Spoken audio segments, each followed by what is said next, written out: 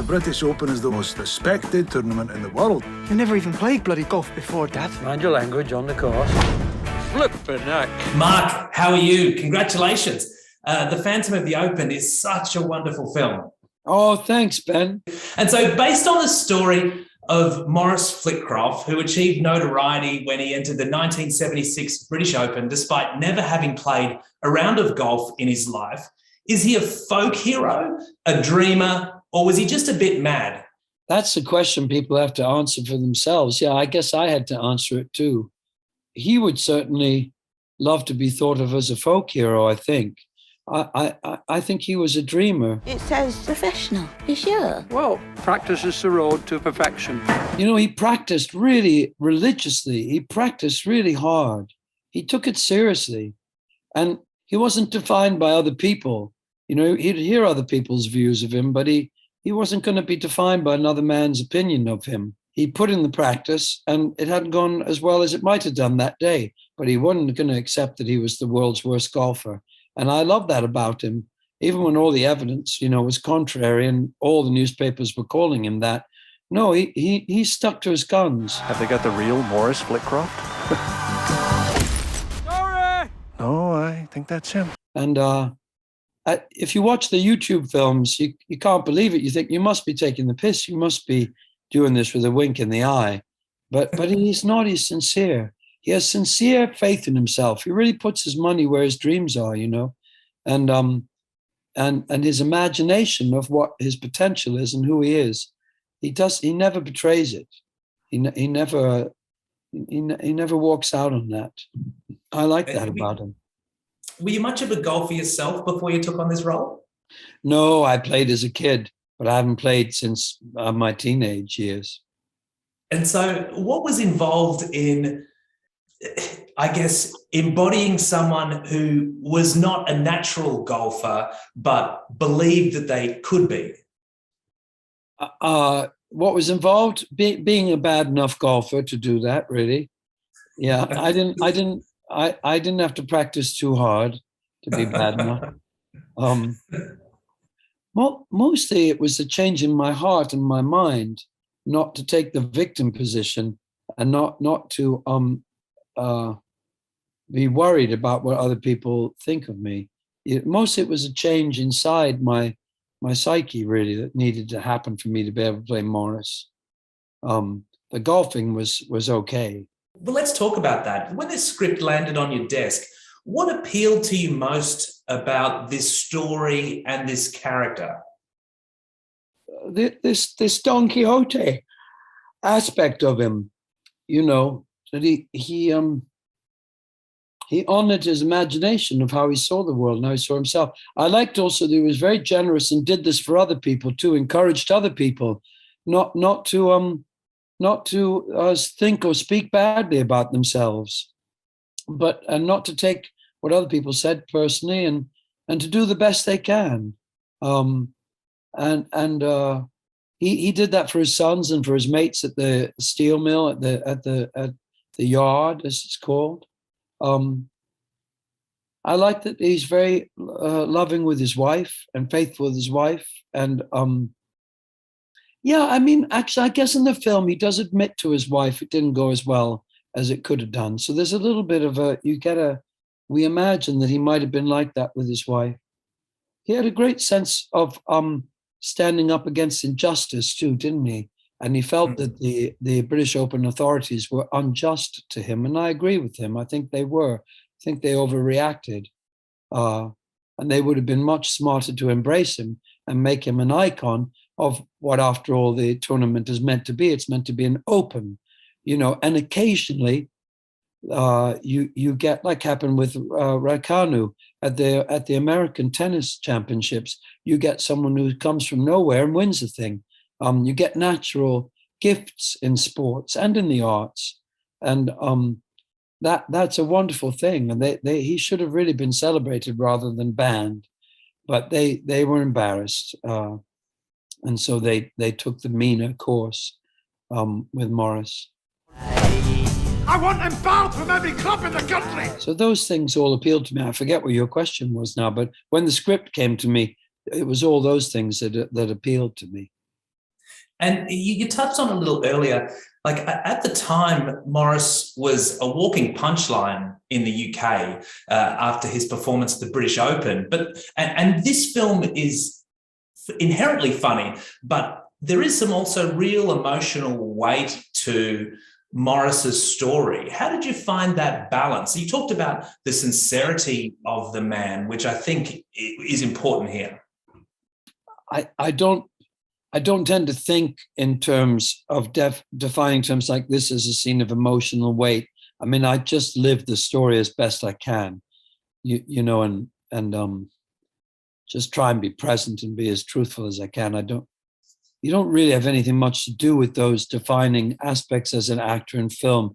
The director and the editor do all that. You just got to try and be as real and surprised as any real person would be by the events that take place. You just got to convince people it's never happened before.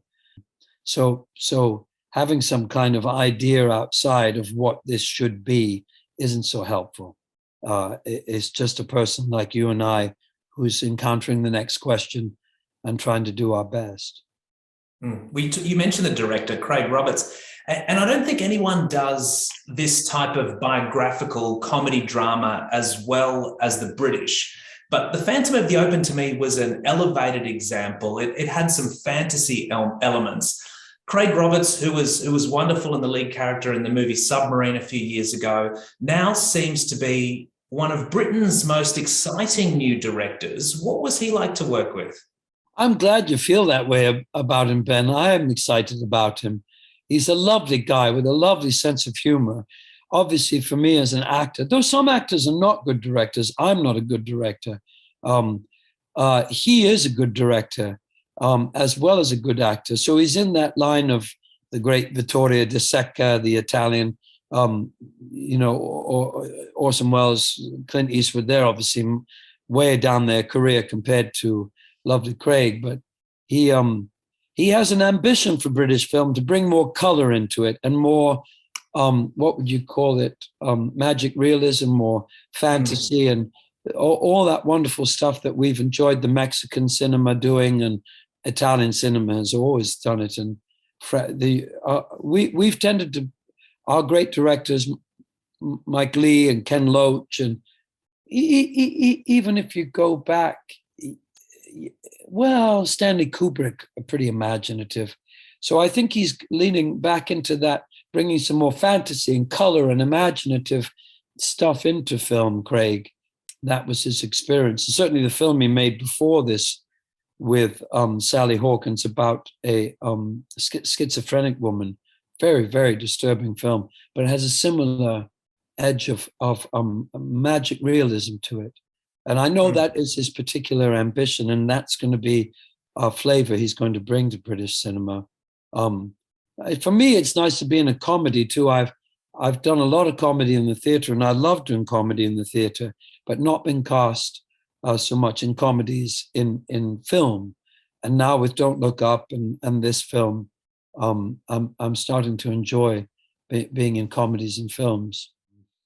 You're very dependent on the director and editor in film because they're going to time it for you. You're not going to be timing it, which is the key thing with comedy when you're in a live setting, is knowing when to deliver the punchline and how to time the setup and all that stuff. Yeah, when you talk about the theatre, you had so much success in the theatre, and the roles for the big screen came a little later. Did it feel like everything changed with Bridge of Spies in 2015 and that Academy Award recognition? Yeah, I'd given up film 2 years before. I was in such a terrible film. I just hated it. And I thought, you know, the Kath Kelly actors, the Kabuki actors, all these different actors, they don't worry about that they have to be in film, be on TV to be a full actor. But in the West, in Australia too, in America, England, we're told from an early age, you're told you can't just do stage. You've got to do film and TV or you're not a real actor. That's partly because agents don't make very much money off stage. And they want you to have the big break. But eventually I got fed up with it and I thought, I'm having a lovely time being a theater actor and that's enough for me. So I got rid of I said, thank you very much, and got rid of all my agents. And my wife was my agent for a while. And then I was really happy. I was getting good theatre work. And then Dan Day-Lewis sent Stephen along to see me in the theatre, and Stephen offered me that part. And I thought, well, I'll take that to meet Stephen and Tom Hanks. And a year later, I'd won an Oscar for it. So yeah, nature abhors a vacuum. And things did change with that, yeah. Not because of the Oscar, but because of the way Stephen got something out of me and shared it through the editing and the filming, that a number of people came to me because of my playing in that film. I don't think the people who hired me cared about whether I'd won an Oscar. What they wanted was something of what I'd done in that film, for films like Dunkirk, you know. And did you ever feel like Morris never seemed to have imposter syndrome, even though he was in scenarios that were completely improbable for someone of his background? Did you ever relate to that? Yeah, no, I'm not as confident as Morris. No, I've often had imposter syndrome when I was certainly at different times in my career. And now I would still get it. Yeah, I mean, on the Don't Look Up set, turning up on the first day with Leonardo DiCaprio and Meryl Streep looking at you, you definitely feel imposter syndrome. It's amazing. It's amazing to me, though, because it's, you're like widely regarded as one of the great stage actors of your generation. You have an Oscar, BAFTAs, so much silverware in the trophy cabinet. Trophies, you learn pretty quickly that trophies are really just a marketing exercise. They don't have a lot of meaning. They're nice, it's lovely to be celebrated. Of course it is. But I have teachers and directors and fellow actors whose opinion I would go to if I was worried, and my own sense of myself. But yeah, no, I've got a very self-critical mind, which is, that part of me has been a good coach and that led me to improve. But I also always like a challenge. I'm also always interested in, the play I'm working in at the moment has a couple of stand-up comics in it. And I love being on stage with them and listening to how they deliver humorous lines, how they keep their body very still when they're delivering a punchline. They don't distract the audience with movement.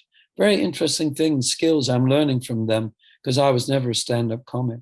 So one's learning all the time from different people, younger people, learning all the time. And I love watching films because I've not been a film actor, for most of my career. So I still adore watching the great film actors.